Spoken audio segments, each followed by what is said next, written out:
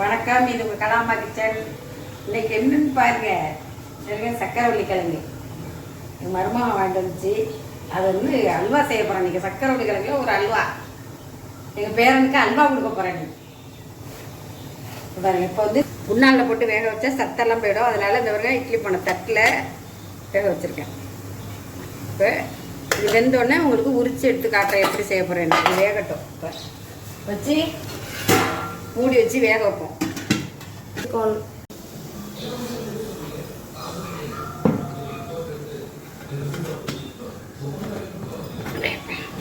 டைட்டாக இருக்கும் மூடி, எங்களுக்கு டைட்.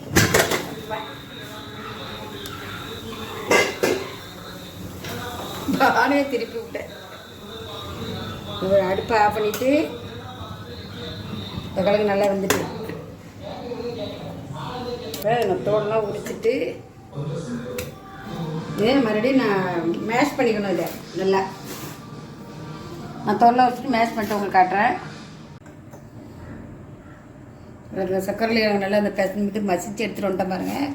தோல் உரிச்சிட்டு இந்த மாதிரி மசிச்சு எடுத்துக்கணும். இதுக்கு 1/4 கிலோ சக்கரவள்ளி கிழங்கு, 1/4 கிலோ சர்க்கரை, 1 ஸ்பூன் மைதா, ஒரு 10-15 முந்திரி, கொஞ்சம் ஏலக்காய், கொஞ்சோண்டு ருசிக்காக உப்பு, நெய். வேணுன்னா இஷ்டமாக இருந்தால் கலர் போட்டுங்க, இல்லைன்னா வேணாம். அடுப்பத்தை வச்சுட்டு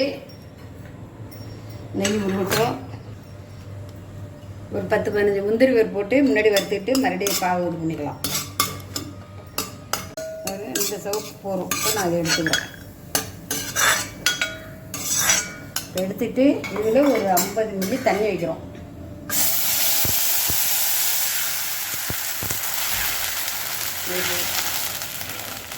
வச்சுட்டு இந்த சர்க்கரை வந்து கரையணும். ரொம்பலாம் பாவெல்லாம் வேண்டியதில்லை, கரைஞ்சா போதும். சர்க்கரை பிள்ளைல இனிப்பு இருக்கிறதுனால இனிப்பு கம்மியாகவே போட்டுக்கலாம்.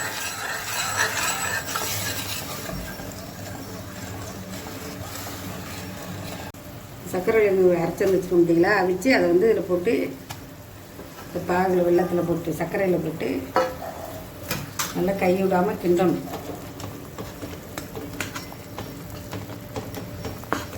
அடுப்பை சிம்மில் வச்சுட்டு நல்லா இது கரைச்சிக்கணும். பாட்டி ஏதோ வாசனை அடிக்குதா? சக்கரவள்ளி கிழங்கு அல்வா தரப்புறேன்டா உனக்கு இன்னைக்கு. நாங்கள் ஒரு வாரமாச்சு வீடியோ போட்டு எங்கள் வீட்டில் எங்கள் பாப்பாவுக்கு ஜுரம், அவங்களுக்கு ஜுரம், எங்கள் பேரனுக்கு ஜுரம், எல்லாம் வைரல் ஃபீவர்னு எல்லாம் ஒரே ஜுரமாக எடுக்குதுங்க.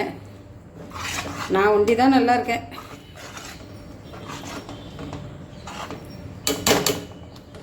அதனால் வீடியோவே போட முடியல.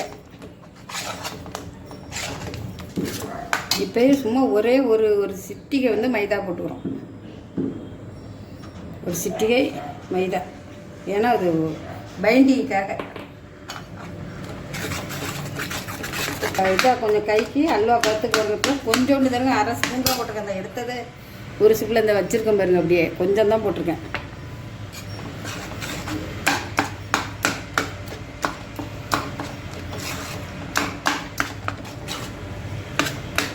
இதில் சக்கரவள்ளி கிழங்குல சுழியெல்லாம் போட்டிருக்கேன். நான் பவுலி செய்யலாம், நல்லாயிருக்கும்.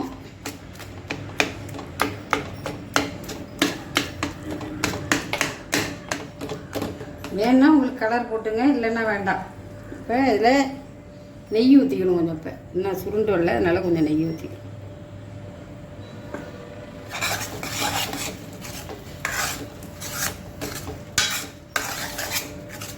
நெய் ஊற்ற ஊற்ற கலரே நல்லா இருக்க சூப்பராக.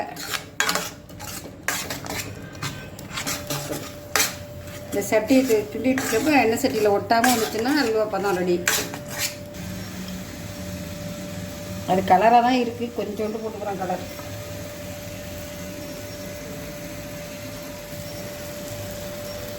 இப்போ இதில் ஏலக்காய் போட்டுக்கிறேன். ஒரு சிட்டிகை உப்பு போட மறந்துட்டேன் முன்னாடி. அதனால் ஒரு சிட்டிகை உப்பு. இதுதான் இப்போ தான் அல்வா மாரி இருக்குது பாட்டி. அதான் அல்வா மாரி இருக்குது. கலர் போட்டோன்னா அல்வா மாரி இருக்கு.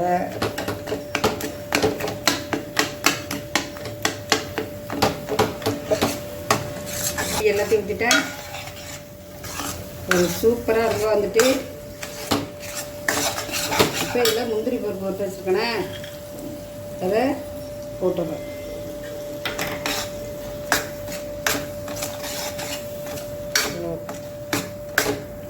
இப்போ அல்வா ரெடி. இருங்க,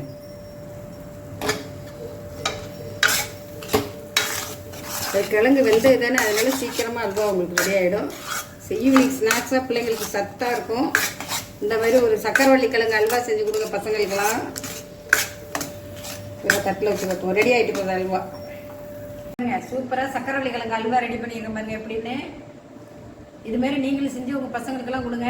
ரொம்ப சத்தான பொருள். அவிச்சு கொடுத்தா பசங்க சாப்பிட மாட்டாங்க. எங்கள் வீட்டு பேரனே சாப்பிட மாட்டான். அவிச்சு கொடுத்தோன்னா இந்த பொடி அப்படின்னு போயிடுவான். அதனால் நீங்கள் இதுமாரி செஞ்சு கொடுத்தீங்கன்னா ஈஸியாக சாப்பிடுவாங்க பசங்க. இதுமாரி செஞ்சு சாப்பிட்டு வரி எப்படி இருக்குன்னு சொல்லுங்கள். ரொம்ப ஈஸியாக செய்யலாம். நான் செஞ்ச மெத்தட் நீங்கள் பார்த்துருப்பீங்க. ரொம்ப ஈஸியாக வரும். இதை செஞ்சு பார்த்துட்டு லைக் பண்ணுங்கள், சப்ஸ்கிரைப் பண்ணுங்கள், கமெண்ட் பண்ணுங்கள். நாங்கள் ரொம்ப நாளாச்சு வீடியோ போடல. ரொம்ப உடம்பு சரியில்லை எல்லாருக்கும். அதனால் இனிமேல் வீடியோ தொடர்ந்து வரும்.